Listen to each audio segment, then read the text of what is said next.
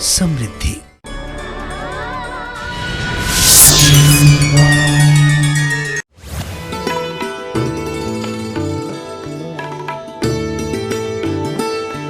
नमो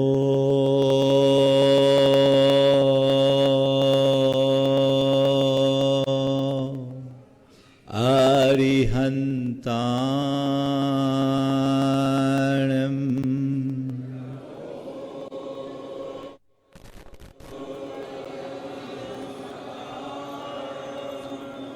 नमो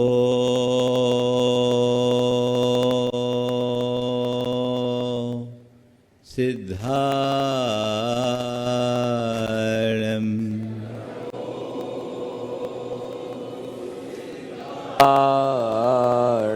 नमो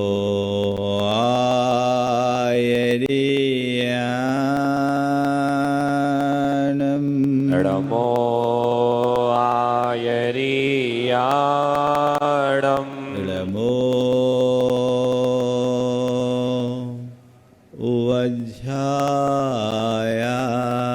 वज्रायाणं नमो वज्रायाणं नमो लोये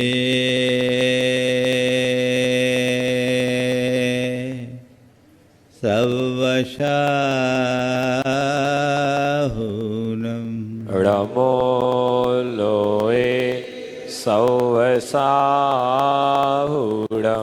एषो पञ्चणमोयारो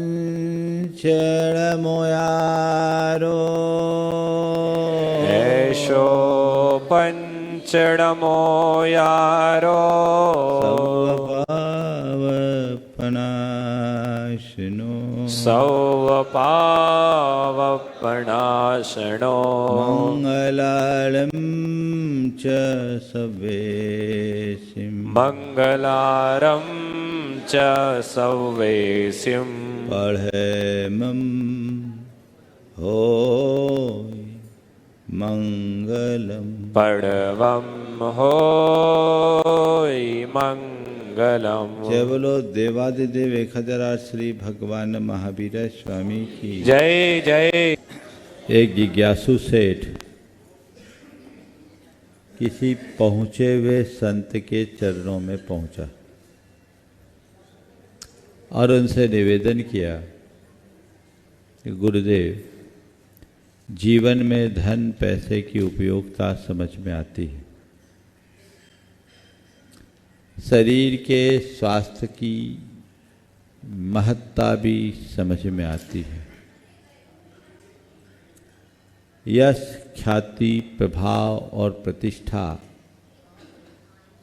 का प्रभाव भी दिखता है,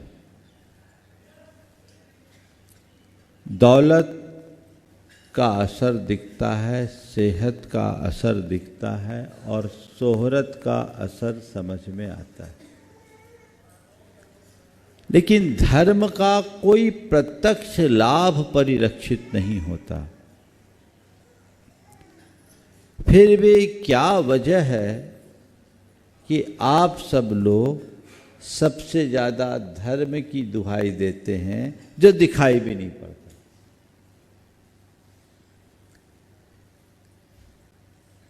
सेठ के सवाल को सुनकर संत मुस्कुराए और पास में खड़ी हवेली की तरफ इशारा करते हुए उन्होंने पूछा, इस हवेली को देख रहे हो? बोले हाँ देख रहा हूं। संपूर्ण हवेली को देख रहे हो? बोले हाँ मैं पूरी हवेली देख रहा हूं। पूछा तुम्हें हवेली जितनी दिखाई पड़ रही हवेली उतनी है? बोले हवेली जितनी हो मुझे दिखाई पड़ रही। संत ने मुस्कुराकर पूछा, ये बताओ इसकी नींव कहाँ, इसकी नींव किधर है? बोले नींव वो तो दिखाई नहीं पड़ रही। उन्होंने कहा बताओ नींव हटा दे तो क्या हवेली दिखाई पड़ेगी? बोले नहीं पड़ेगी। तो संत ने रहस्य का उद्भेदन करते हुए कहा, जो भूमिका इस हवेली को टिकाने में नींव की है वही भूमिका जीवन को टिकाने में धर्म की। जैसे हवेली दिखाई पड़ती है, उसकी नींव दिखाई नहीं पड़ती। हवेली के एक एक कक्ष की उपयोगिता दिखती है, नींव नहीं दिखती, लेकिन नींव के अभाव में कुछ नहीं दिखता। इसी तरह धन दौलत सेहत शोहरत का प्रभाव दिखाई पड़ता है, लेकिन इन सब के मूल में धर्म है, जो नींव है। इसे संभाल कर रखना चाहिए। आप सब लोग धार्मिक हो कि नहीं, है ना? धर्म करते भी हो, करते हो कि नहीं? क्यों करते हो? आज चार बातें नहीं, 4 सवाल आप सबसे करना चाहता हूं। सबसे पहली बात, धर्म क्यों? दूसरी बात, धर्म क्या? तीसरी बात, धर्म कब?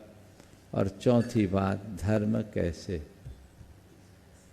है ना? आपसे ये सवाल मैं कर रहा हूं, उत्तर आपको देना है, विश्लेषण मैं करूं। धर्म क्यों?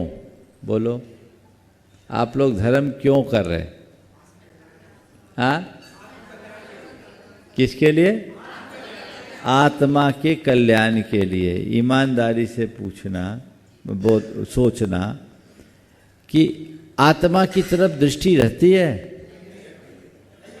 हमारे सामने कह रहे हो आत्मा के कल्याण के लिए, हमारे सामने कह दोगे मोक्ष पाने के लिए, लेकिन असल में जिस अभिप्राय से धर्म करते हो पहले उसे सामने लाओ। मेरे देखे 4 दृष्टियों से लोग धर्म करते हैं। इसमें सबसे ज्यादा लोग परंपरागत संस्कार से प्रेरित करने वाले धर्मी हैं। माँ बाप ने हमें संस्कार दिए, हमें परंपरा से संस्कार प्राप्त हुए कि हमें धर्म करना चाहिए, इसलिए हम धर्म कर रहे हैं, है ना? पहली श्रेणी ये। दूसरी श्रेणी, धर्म करने से दुख दारिद्र मिट जाता है, आपत्ति विपत्ति टल जाती, इसलिए धर्म करते हैं। तीसरी श्रेणी है, धर्म करने से पाप कटेंगे, स्वर्ग मिलेगा, सद्गति मिलेगी, इसलिए धर्म करते हैं। और चौथी स्थिति है, धर्म करने से जीवन संवरेगा, इसलिए धर्म करते हैं। अब आप अपने अंदर उतर कर देखिए, मेरी दृष्टि क्या है? पहली वाली, दूसरी वाली, तीसरी वाली, चौथी वाली, कौन सी दृष्टि है? क्यों दीपक? हाँ, चौथी है। फिर तो बहुत पक्के। एक कह रहा महाराज चारों। मनिया लोग सब हिसाब लगा लेते। चारों। उत्तम दृष्टि चौथी है। ये बहुत अच्छी बात है कि ऐसे कुल में जन्म लेने का सौभाग्य मिला है जहां तुम्हें परंपरा से धर्म के संस्कार मिले। लेकिन धर्म के संस्कार तो मिल गए, लेकिन जब तक उसका उद्देश्य स्पष्ट नहीं होगा तब तक उस संस्कार का कोई लाभ नहीं। माँ बाप ने कहा धर्म करो, सो हम धर्म करते आ रहे, तो धर्म करके कुछ पुण्य अर्जित कर लेंगे, लेकिन उससे जीवन में जो बदलाव घटित होना चाहिए वह नहीं होगा। बहुत तेरे लोग सुबह से शाम तक धर्म की क्रियाओं में संलग्न रहते हैं, खूब बढ़ चढ़ करके धर्म की क्रियाओं में हिस्सा लेते हैं, भागीदार बनते हैं, लेकिन उनके जीवन व्यवहार में झांक कर देखो तो बड़ा गड़बड़ होता है, उनका व्यक्तित्व बड़ा उथला दिखाई पड़ता है। ऐसे धर्म से क्या मतलब? बोलो, उस धर्म से क्या मतलब? धर्म करने से विपत्ति टलती है, ये बात पूरी तरह सही नहीं है, जबकि सच्चे अर्थों में देखा जाए तो धर्मियों पर सबसे ज्यादा विपत्ति आती है। बोलो, सही बोल रहा हूं कि नहीं? पारसनाथ भगवान धर्मी थे अधर्मी? उन पर कितनी विपत्ति आई? 10 भव का रिकॉर्ड देखो, कोई अधर्म नहीं किया 10 भवों में, उनने किया क्या? फिर विपत्ति आई क्यों? तो ये धारणा कितनी सही है कि धर्म करने से विपत्ति टलती है? सही है कि गलत? हाँ, सही है। धर्म करने से विपत्ति टलती है, सही है। तो पारसनाथ भगवान पर विपत्ति क्यों आई? सुनो, सार बोलता हूं, धर्म हमारी विपत्तियों को टालता नहीं, धर्म हमें विपत्तियों में संभालता है। क्या बोला? धर्म हमारी विपत्तियों को टालता नहीं, धर्म हमें विपत्तियों में संभालता है। एक ताकत देता है, एक शक्ति देता है, एक सामर्थ्य देता है, एक क्षमता देता है। बड़ी सी बड़ी विपत्ति को सहने की शक्ति एक धर्मी में होती है। अधर्मी के ऊपर विपत्ति आती है वो टूट जाता है, और धर्मी पर विपत्ति आती है वो निखर उठता है। पारसनाथ भगवान के जीवन चरित्र को जब हम सामने रखते हैं, हर भाव में विपत्ति आई, लेकिन हर भाव में उनने संपत्ति पाई। उनकी विपत्ति भी संपत्ति में परिवर्तित हो गई। असली संपत्ति आत्मा का उत्कर्ष है, और इसीलिए उनने सब विपत्ति को सहर्ष स्वीकार किया। इसलिए अपनी श्रद्धा को बदलो। एक बार ऐसा हुआ, एक व्यक्ति की छोटी उम्र में मृत्यु हो गई। उनकी धर्मपत्नी तत्वज्ञानी, पति के वियोग को उनने बहुत अच्छे से सह लिया, मजबूती के साथ, दृढ़ता के साथ।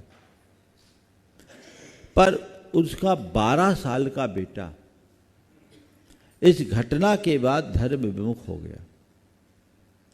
एक दिन उन्होंने मुझसे कहा कि महाराज जी,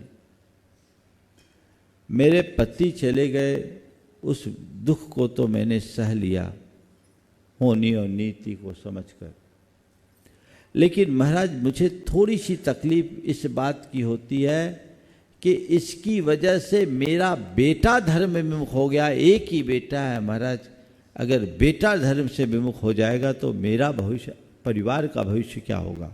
आप किसी तरीके से बेटे को रास्ते पे लाइए। बेटा बचपन से जुड़ा था। मैंने बेटे को बुलवाया, वो आया। आने के बाद मैंने जब बातचीत की तो उसने छूटते ही कहा, मेरे पापा इतना धर्म करते थे फिर भी चले गए, धर्म ने हमको क्या दिया? हमने कहा भैया बिल्कुल तुम्हारा सवाल सही है कि धर्म ने क्या दिया, पर तुम्हें एक बात ध्यान में रखना चाहिए, सुख दुख जीवन मरण ये धर्म के हाथ नहीं है, ये तो सब विधि के हाथ में है। संयोग वियोग को कोई टाल नहीं सकता। तुम कहते हो धर्म ने क्या दिया? संयोग तो उसी शहर में एक और घटना घटी थी। एक 60 वर्ष की महिला छत से कूदकर आत्महत्या कर ली थी 6 महीने पहले। हम बोले तेरे पापा को गए कितने दिन हुए? बोले 2.5 महीने। बोले तुझे पता है कि एक महिला 6 महीने पहले सुसाइड की थी? बोले की थी। बोले कितनी एज थी? बोले 60 साल की। बोले उनके पति की क्या हाल है? बोले वो डिप्रेशन में। 6 महीने पहले 60 साल की पत्नी को खोने वाला व्यक्ति डिप्रेशन में, और तेरी पापा की मृत्यु हुई कितने? बोले 2.5 महीने। तेरी मम्मी की क्या स्थिति है? पापा की कितनी उम्र थी? बोले 45 साल। तेरी मम्मी की क्या स्थिति है? बोले मम्मी ने तो अपने आप को संभाल लिया। बोले तेरी मम्मी ने अपने आप को कैसे संभाला? बोले धर्म से। बोला महाराज धर्म से। हमने कहा बस यही तेरा उत्तर है। धर्म क्या देता है? धर्म स्थिरता देता है, धर्म समता देता है, धर्म शक्ति देता है, सामर्थ्य देता है। इसलिए धर्म इसलिए मत करो कि मेरे जीवन में विपत्तियां नहीं आए, धर्म इसलिए करो कि बड़ी सी बड़ी विपत्तियों को सहने की सामर्थ्य आ जाए। धर्म का असली प्रयोजन यही है। उससे उस बच्चे को एक अच्छी प्रेरणा मिली। आज वो पूरी तरह जुड़ा और अपने माँ के आदर्शों के अनुरूप जीवन को आगे बढ़ा। तो ये दृष्टिकोण हमें बचपन से मिलना चाहिए। धर्म करेंगे थोड़ा पुण्य मिल जाएगा, धर्म करेंगे तो स्वर्ग मिल जाएगा। कितना पुण्य मिला दिखा आज तक पुण्य? बोलो। स्वर्ग और नरक तो मरने के बाद होगा, और व्यक्ति धर्मी हो या अधर्मी, मरने के बाद नाम के आगे स्वर्गीय तो लिख ही जाना है। स्वर्गीय तो बनना ही है, तुम धर्मी बन के जियो चाहे अधर्मी बन के। अब मरने के बाद तुम्हें स्वर्ग मिलेगा नरक मिलेगा, इसको किसने देखा? और मैंने कितना पुण्य कमाया पाप मिटाया ये किसने जाना? बोलो। है कोई तुम्हारे पास ऐसा पैमाना जिसके आधार पर तुम नाप सको कि मैंने अपने जीवन में इतना पुण्य कमाया, इतना पाप मिटाया है? तो फिर पुण्य कमाने के लिए मैं धर्म कर रहा हूं। जिसका अतई पता नहीं उसके लिए धर्म करने का मतलब क्या? बोलो। हाँ है ना, है ना?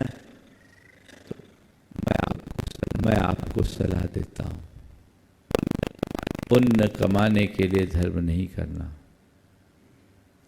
पुण्य कमाने के लिए धर्म मत करना, जीवन को पुण्य बनाने के लिए धर्म करो। किसके लिए धर्म करना? पुण्य बनाने के लिए। जीवन को पुण्य बनाने का मतलब है जीवन को पवित्र बनाना। पुण्य का मतलब ही है पवित्रता। यदि हमारे आचार विचार और व्यवहार में पवित्रता आती है तो जीवन ही पुण्य बन गया। और जिसका जीवन ही पुण्य बन गया, अब उसके लिए पुण्य कमाना तो बहुत साधारण बात हो गई।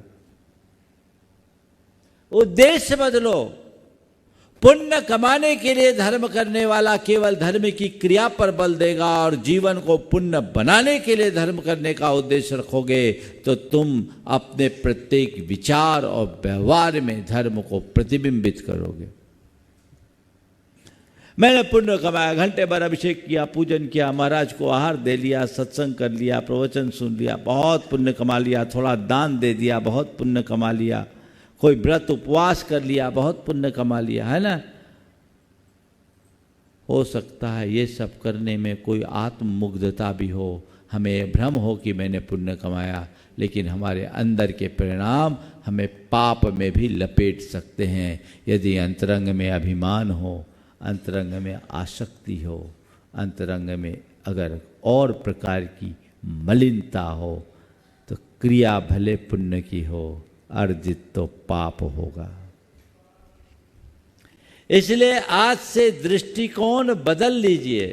क्या बनाना है? पुण्य कमाने के लिए नहीं, पुण्य बनाने के लिए।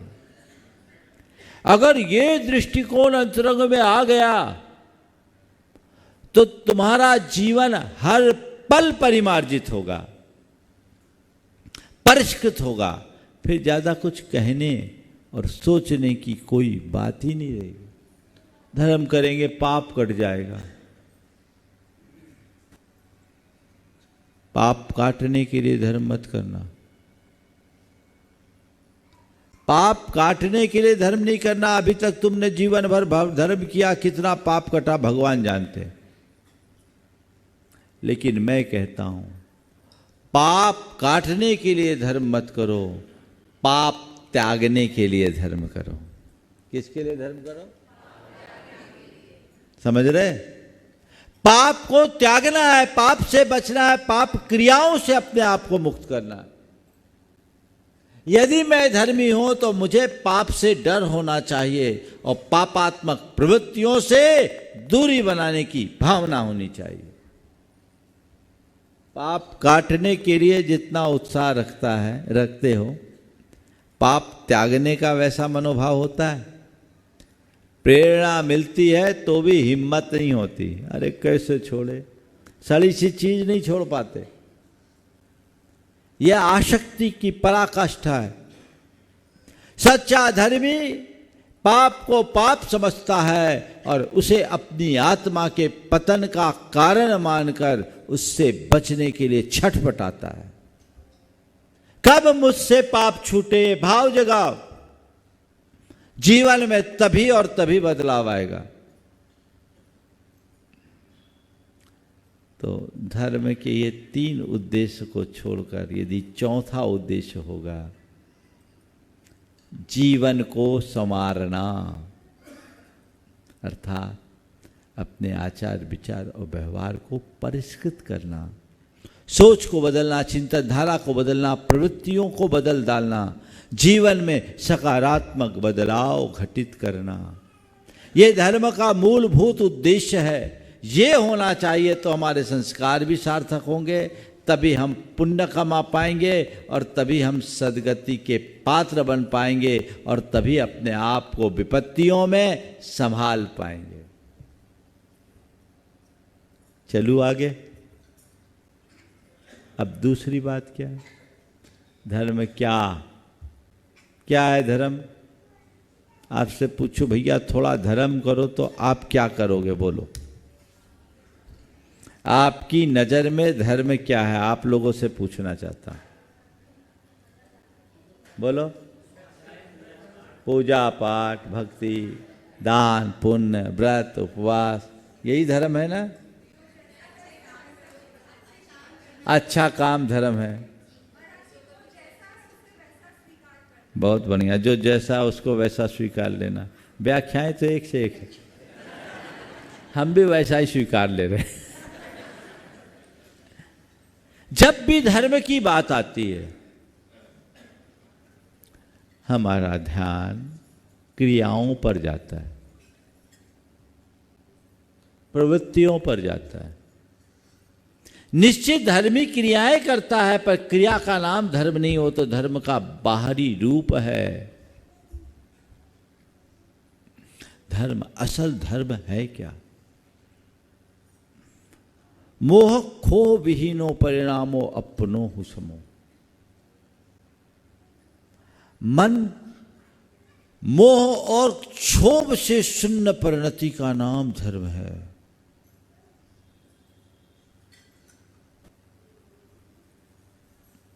अंतरंग को विकार और कलुषता से रहित रखना धर्म है।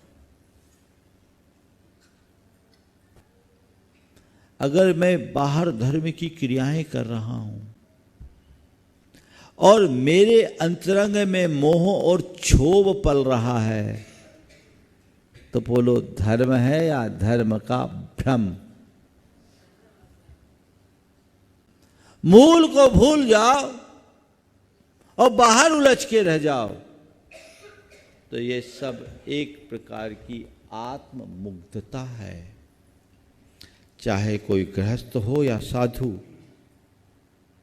धर्म के मूल स्वरूप को पहचानना चाहिए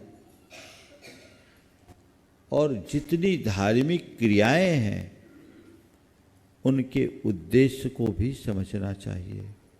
पूजा पाठ, धार्मिक क्रियाएं निरर्थक नहीं है, पर इन्हीं क्रियाओं को हमने धर्म मान लिया और जिसके लिए इन्हें करना उसे भुला दिया तो धर्म का कोई मतलब नहीं। और आजकल ऐसे धर्मी ज़्यादा हैं, इस कारण लोगों का धर्म से आकर्षण भी घट रहा है।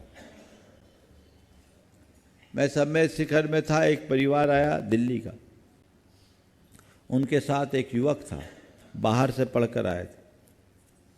परिवार के लोगों ने कहा महाराज इसको कहिए ये थोड़ा धर्म करे, ये थोड़ा धर्म करे। मैं उसकी तरफ मुखातिब हुआ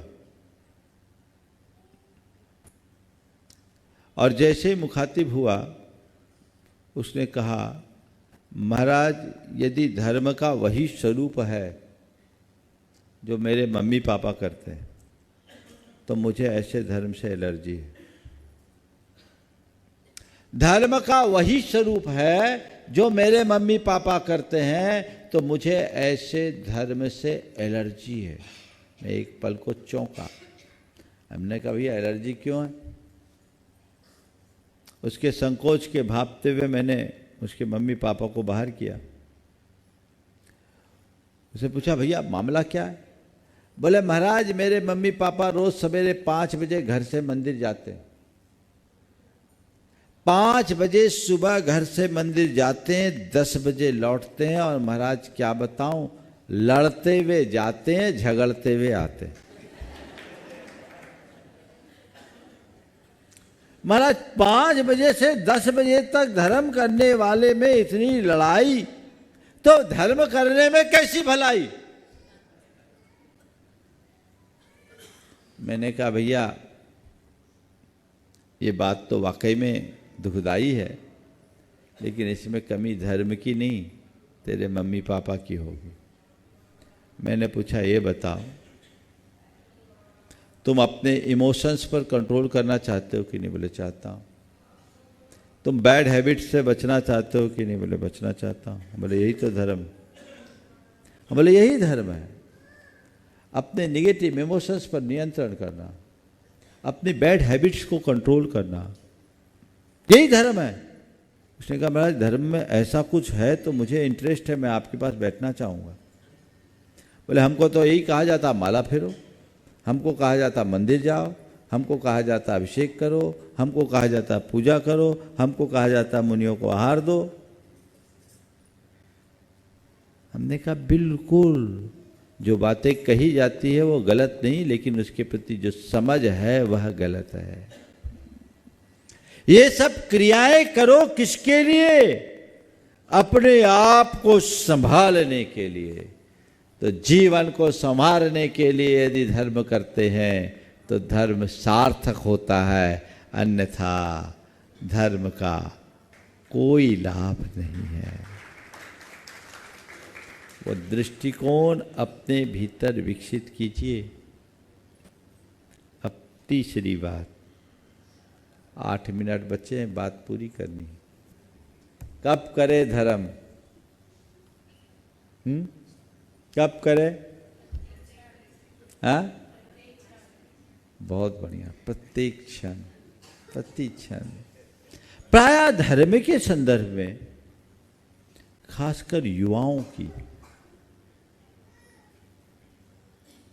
मानसिकता थोड़ी उल्टी है। हर युवा ये सोचता है धर्म तो बूढ़ों की चीज है, बुढ़ापे में धर्म करेंगे, उम्र ढलने के बाद धर्म करेंगे। आप देखना धार्मिक आयोजनों में, धार्मिक समारोहों में युवा कम मिलेंगे, प्रायः प्रौढ़ और बुजुर्ग ज़्यादा मिलते हैं। क्योंकि एक धारणा बन गई कि धर्म एक क्रिया है और ये क्रिया उम्र ढलने के बाद करने की है। युवाओं से बोलो तो वो कहता अभी हमारी उम्र कहाँ, और बूढ़ों से पूछो तो वो कहेगा अब हमारी उम्र कहाँ, है ना। पहले बोलता था अभी हमारी उम्र कहाँ, और बुढ़ापे में बोलेगा अब हमारी उम्र कहाँ। तो गड़बड़ है ने? नहीं, धर्म हर उम्र में करने की चीज है, हर व्यक्ति को करना चाहिए, क्योंकि जीवन की सलामती सबको इष्ट होना चाहिए। जब जागो तब सवेरा, जब समझ में आ जाए तभी धर्म कर डालो। धर्म की शुरुआत करो तो उस धर्म को अपने मंदिर, मूर्ति, पूजा पाठ तक सीमित मत करो, उसे अपने प्रत्येक विचार और व्यवहार में प्रतिष्ठापित करने का प्रयत्न करो। ये मत सोचो कि जब तक हम मंदिर में हैं तभी तक मेरा धर्म है, जब तक हम महाराज के पास है तभी मेरा धर्म है। मैं मंदिर में रहूं या मंडी में, भगवान के दरबार में रहूं या दफ्तर में, मेरा धर्म मेरी हर सांस में रहना चाहिए। हर पल करो, और अधर्म से बचना ही सबसे बड़ा धर्म है। इस बात को सदैव याद रखना चाहिए। कि अधर्म से मुझे बचकर चलना है, तब जीवन आगे बढ़ेगा और तभी जीवन का हम असल आनंद भी ले सकेंगे। और कोई दूसरा रास्ता ही हमारे पास नहीं है। एक बार एक युवक आया, साथ के लोगों ने कहा महाराज इससे बोलिए थोड़े धर्म के प्रति रुचि ले। मैं उसकी तरफ देखा, उसने कहा महाराज बुढ़ापे में देखूंगा। जैसे मैं उसकी तरफ देखा, उसने कहा बुढ़ापे में देखूंगा। हमने कहा बुढ़ापा देखेगा ये पक्का है? तो बोल तो रहा है बुढ़ापे में देखूंगा। बुढ़ापा देख पाएगा ये पक्का है क्या? फिर क्या देखेगा? नहीं। पारसनाथ भगवान धर्मी थे अधर्मी? उन पर कितनी विपत्ति आई। 10 भव का रिकॉर्ड देखो, कोई अधर्म नहीं किया 10 भवों में। उनने किया क्या? फिर विपत्ति आई क्यों? तो ये धारणा कितनी सही है कि धर्म करने से विपत्ति टलती है? सही है कि गलत? हाँ, सही है। धर्म करने से विपत्ति टलती है, सही है। तो पारसनाथ भगवान पर विपत्ति क्यों आई? सुनो, सार बोलता हूं। धर्म हमारी विपत्तियों को टालता नहीं, धर्म हमें विपत्तियों में संभालता है। क्या बोला? धर्म हमारी विपत्तियों को टालता नहीं, धर्म हमें विपत्तियों में संभालता है। एक ताकत देता है, एक शक्ति देता है, एक सामर्थ्य देता है, एक क्षमता देता है। बड़ी सी बड़ी विपत्ति को सहने की शक्ति एक धर्मी में होती है। अधर्मी के ऊपर विपत्ति आती है वो टूट जाता है, और धर्मी पर विपत्ति आती है वो निखर उठता है। पारसनाथ भगवान के जीवन चरित्र को जब हम सामने रखते हैं, हर भाव में विपत्ति आई, लेकिन हर भाव में उनने संपत्ति पाई। उनकी विपत्ति भी संपत्ति में परिवर्तित हो गई। असली संपत्ति आत्मा का उत्कर्ष है, और इसीलिए उनने सब विपत्ति को सहर्ष स्वीकार किया। इसलिए अपनी श्रद्धा को बदलो। एक बार ऐसा हुआ, एक व्यक्ति की छोटी उम्र में मृत्यु हो गई। उनकी धर्मपत्नी तत्वज्ञानी, पति के वियोग को उनने बहुत अच्छे से सह लिया, मजबूती के साथ, दृढ़ता के साथ। पर उसका 12 साल का बेटा इस घटना के बाद धर्म विमुख हो गया। एक दिन उन्होंने मुझसे कहा कि महाराज जी, मेरे पति चले गए, उस दुख को तो मैंने सह लिया होनी और नीति को समझकर, लेकिन महाराज मुझे थोड़ी सी तकलीफ इस बात की होती है कि इसकी वजह से मेरा बेटा धर्म विमुख हो गया। एक ही बेटा है महाराज, अगर बेटा धर्म से विमुख हो जाएगा तो मेरा भविष्य, परिवार का भविष्य क्या होगा? आप किसी तरीके से बेटे को रास्ते पे लाइए। बेटा बचपन से जुड़ा था। मैंने बेटे को बुलवाया, वो आया। आने के बाद मैंने जब बातचीत की तो उसने छूटते ही कहा, मेरे पापा इतना धर्म करते थे फिर भी चले गए, धर्म ने हमको क्या दिया? हमने कहा भैया बिल्कुल तुम्हारा सवाल सही है कि धर्म ने क्या दिया, पर तुम्हें एक बात ध्यान में रखना चाहिए, सुख दुख जीवन मरण ये धर्म के हाथ नहीं है, ये तो सब विधि के हाथ में है। संयोग वियोग को कोई टाल नहीं सकता। तुम कहते हो धर्म ने क्या दिया? संयोग तो उसी शहर में एक और घटना घटी थी। एक 60 वर्ष की महिला छत से कूदकर आत्महत्या कर ली थी 6 महीने पहले। हम बोले तेरे पापा को गए कितने दिन हुए? बोले 2.5 महीने। बोले तुझे पता है कि एक महिला 6 महीने पहले सुसाइड की थी? बोले की थी। बोले कितनी एज थी? बोले 60 साल की। बोले उनके पति की क्या हाल है? बोले वो डिप्रेशन में। 6 महीने पहले 60 साल की पत्नी को खोने वाला व्यक्ति डिप्रेशन में, और तेरी पापा की मृत्यु हुई कितने? बोले 2.5 महीने। तेरी मम्मी की क्या स्थिति है? पापा की कितनी उम्र थी? बोले 45 साल। तेरी मम्मी की क्या स्थिति है? बोले मम्मी ने तो अपने आप को संभाल लिया। बोले तेरी मम्मी ने अपने आप को कैसे संभाला? बोले धर्म से। बोले महाराज धर्म से। हमने कहा बस यही तेरा उत्तर है। धर्म क्या देता है? धर्म स्थिरता देता है, धर्म समता देता है, धर्म शक्ति देता है, सामर्थ्य देता है। इसलिए धर्म इसलिए मत करो कि मेरे जीवन में विपत्तियां नहीं आए, धर्म इसलिए करो कि बड़ी सी बड़ी विपत्तियों को सहने की सामर्थ्य आ जाए। धर्म का असली प्रयोजन यही है।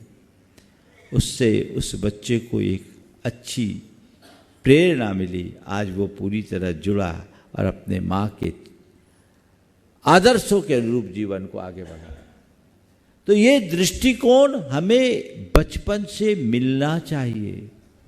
धर्म करेंगे थोड़ा पुण्य मिल जाएगा, धर्म करेंगे तो स्वर्ग मिल जाएगा। कितना पुण्य मिला? दिखा आज तक पुण्य? बोलो।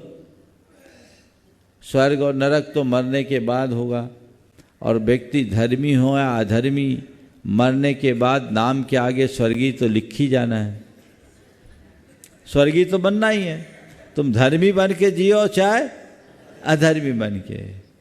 अब मरने के बाद तुम्हें स्वर्ग मिलेगा, नरक मिलेगा, इसको किसने देखा? और मैंने कितना पुण्य कमाया, पाप मिटाया, ये किसने जाना? बोलो। है कोई तुम्हारे पास ऐसा पैमाना जिसके आधार पर तुम नाप सको कि मैंने अपने जीवन में इतना पुण्य कमाया, इतना पाप मिटाया है? तो फिर पुण्य कमाने के लिए मैं धर्म कर रहा हूं। जिसका अतई पता नहीं उसके लिए धर्म करने का मतलब क्या? बोलो। हाँ, है ना?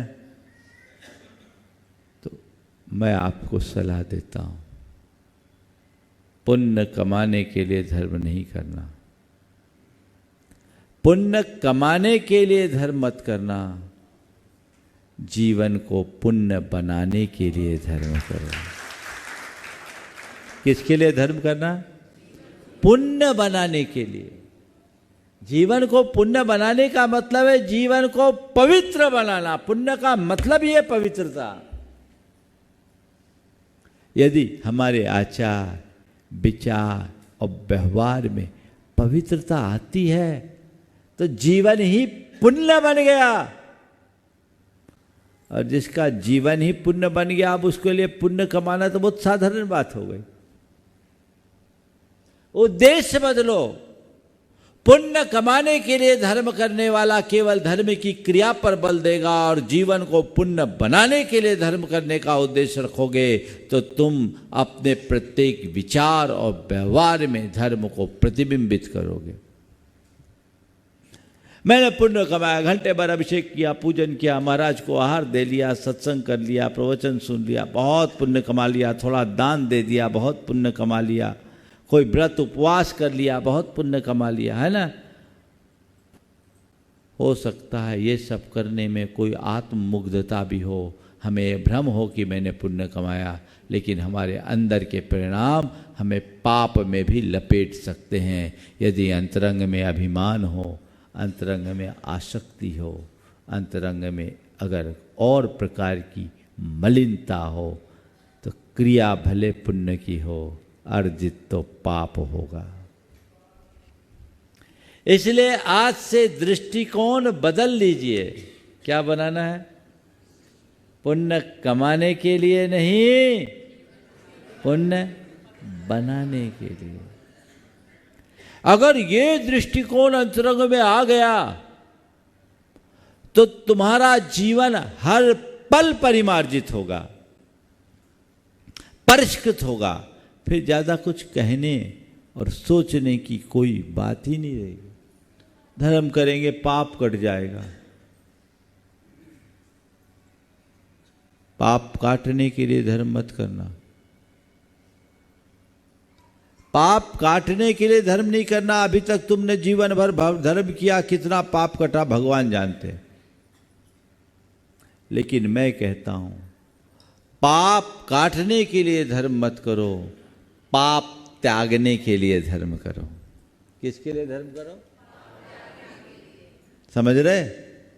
पाप को त्यागना है, पाप से बचना है, पाप क्रियाओं से अपने आप को मुक्त करना है। यदि मैं धर्मी हूं तो मुझे पाप से डर होना चाहिए और पापात्मक प्रवृत्तियों से दूरी बनाने की भावना होनी चाहिए। पाप काटने के लिए जितना उत्साह रखते हो, पाप त्यागने का वैसा मनोभाव होता है? प्रेरणा मिलती है तो भी हिम्मत नहीं होती। अरे कैसे छोड़े, सड़ी सी चीज नहीं छोड़ पाते। यह आसक्ति की पराकाष्ठा है। सच्चा धर्मी पाप को पाप समझता है और उसे अपनी आत्मा के पतन का कारण मानकर उससे बचने के लिए छटपटाता है। कब मुझसे पाप छूटे, भाव जगाओ। जीवन में तभी और तभी बदलाव आएगा।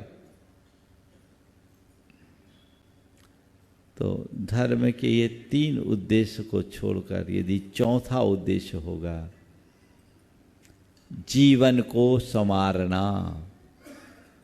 अर्थात अपने आचार विचार और व्यवहार को परिष्कृत करना, सोच को बदलना, चिंतन धारा को बदलना, प्रवृत्तियों को बदल डालना, जीवन में सकारात्मक बदलाव घटित करना, ये धर्म का मूलभूत उद्देश्य है। ये होना चाहिए तो हमारे संस्कार भी सार्थक होंगे, तभी हम पुण्य कमा पाएंगे और तभी हम सद्गति के पात्र बन पाएंगे और तभी अपने आप को विपत्तियों में संभाल पाएंगे।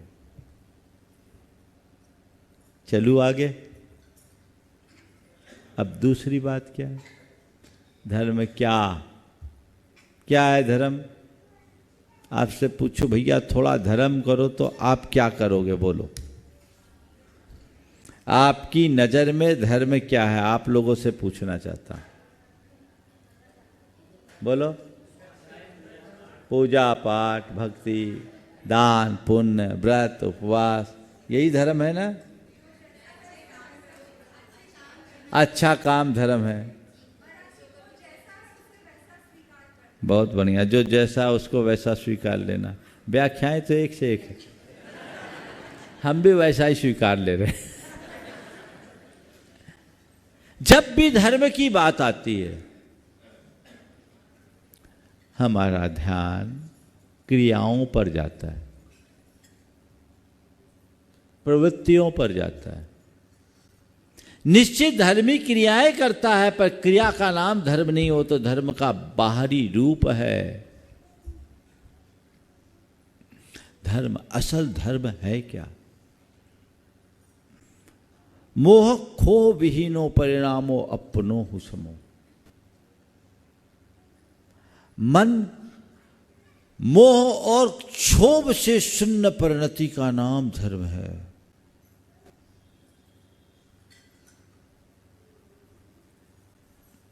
अंतरंग को विकार और कलुषता से रहित रखना धर्म है।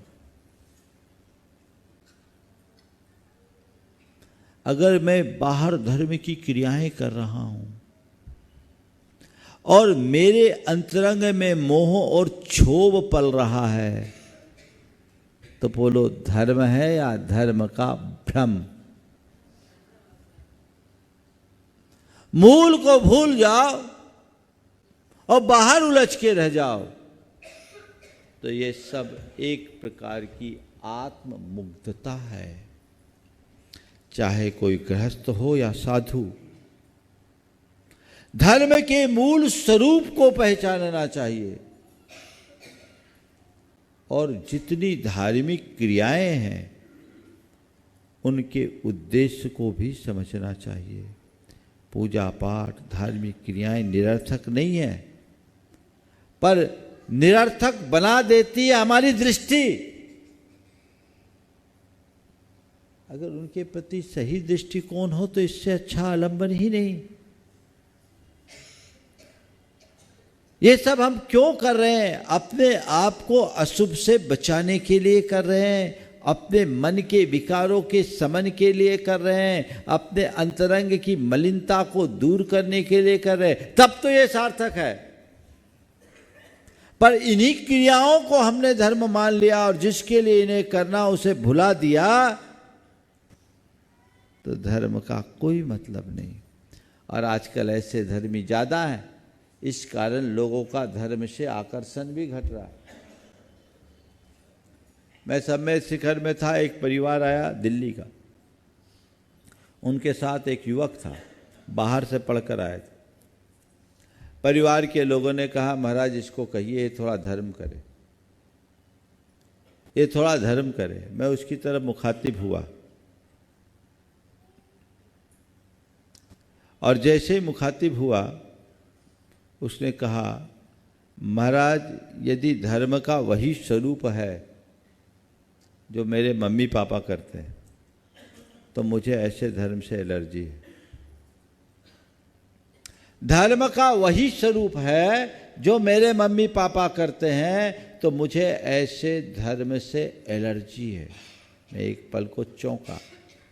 हमने कहा भैया एलर्जी क्यों है? उसके संकोच के भापते हुए मैंने उसके मम्मी पापा को बाहर किया।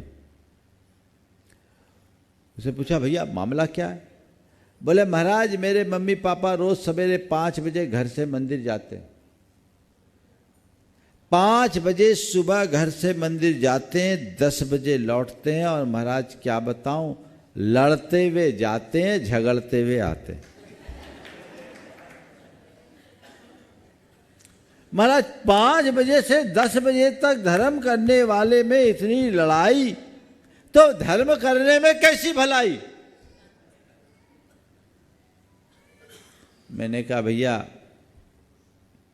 ये बात तो वाकई में दुखदाई है, लेकिन इसमें कमी धर्म की नहीं तेरे मम्मी पापा की होगी।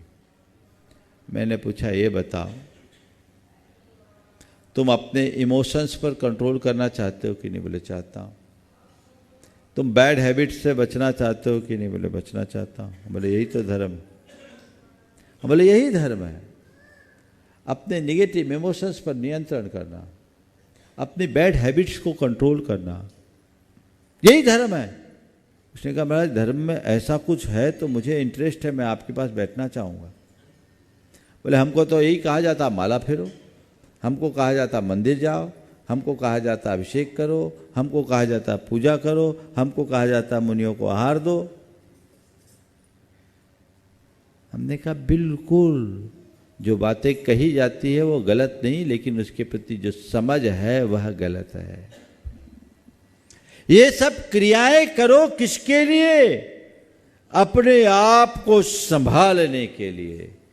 तो जीवन को संवारने के लिए यदि धर्म करते हैं तो धर्म सार्थक होता है, अन्यथा धर्म का कोई लाभ नहीं है। वो दृष्टिकोण अपने भीतर विकसित कीजिए। अब तीसरी बात, 8 मिनट बचे हैं, बात पूरी करनी है। कब करे धर्म? कब करे? हाँ बहुत बढ़िया, प्रत्येक क्षण, प्रति क्षण। प्रायः धर्म के संदर्भ में खासकर युवाओं की मानसिकता थोड़ी उल्टी है। हर युवा ये सोचता है धर्म तो बूढ़ों की चीज है, बुढ़ापे में धर्म करेंगे, उम्र ढलने के बाद धर्म करेंगे। आप देखना धार्मिक आयोजनों में, धार्मिक समारोहों में युवा कम मिलेंगे, प्रायः प्रौढ़ और बुजुर्ग ज़्यादा मिलते हैं, क्योंकि एक धारणा बन गई कि धर्म एक क्रिया है और ये क्रिया उम्र ढलने के बाद करने की है। युवाओं से बोलो तो वो कहता अभी हमारी उम्र कहाँ, और बूढ़ों से पूछो तो वो कहेगा अब हमारी उम्र कहाँ, है ना। पहले बोलता था अभी हमारी उम्र कहाँ, और बुढ़ापे में बोलेगा अब हमारी उम्र कहाँ। तो गड़बड़ है ने? नहीं, धर्म हर उम्र में करने की चीज है, हर व्यक्ति को करना चाहिए, क्योंकि जीवन की सलामती सबको इष्ट होना चाहिए। जब जागो तब सवेरा, जब समझ में आ जाए तभी धर्म कर डालो। और जब धर्म की शुरुआत करो तो उस धर्म को अपने मंदिर, मूर्ति, पूजा पाठ तक सीमित मत करो, उसे अपने प्रत्येक विचार और व्यवहार में प्रतिष्ठापित करने का प्रयत्न करो। ये मत सोचो कि जब तक हम मंदिर में हैं तभी तक मेरा धर्म है, जब तक हम महाराज के पास है तभी मेरा धर्म है। मैं मंदिर में रहूं या मंडी में, भगवान के दरबार में रहूं या दफ्तर में, मेरा धर्म मेरी हर सांस में रहना चाहिए, हर पल करो। और अधर्म से बचना ही सबसे बड़ा धर्म है, इस बात को सदैव याद रखना चाहिए कि अधर्म से मुझे बचकर चलना है, तब जीवन आगे बढ़ेगा और तभी जीवन का हम असल आनंद भी ले सकेंगे। और कोई दूसरा रास्ता ही हमारे पास नहीं है। एक बार एक युवक आया, साथ के लोगों ने कहा महाराज इससे बोलिए थोड़े धर्म के प्रति रुचि ले। मैं उसकी तरफ देखा, उसने कहा महाराज बुढ़ापे में देखूंगा। जैसे मैं उसकी तरफ देखा, उसने कहा बुढ़ापे में देखूंगा। हमने कहा बुढ़ापा देखेगा ये पक्का है?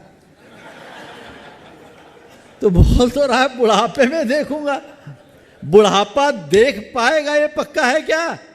फिर क्या देखेगा?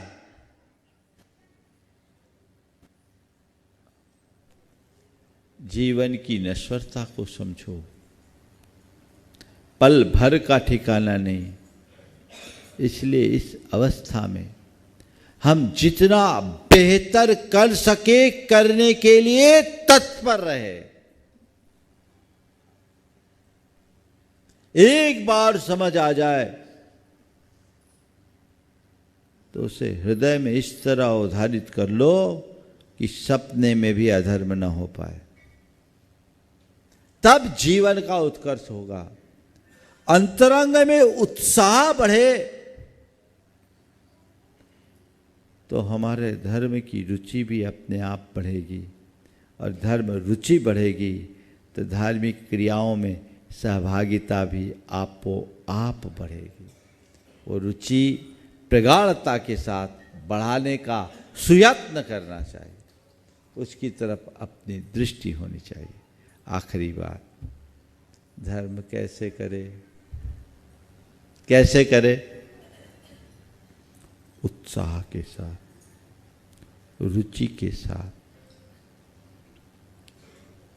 धर्म का कोई भी काम हो, धार्मिक क्रियाओं में प्रगाढ़ रुचि होनी चाहिए, तत्परता होनी चाहिए। उथले मन से कुछ मत करो, अंतरंग से जुड़कर करो, तो जो धर्म का प्रभाव घटेगा वो असाधारण होगा।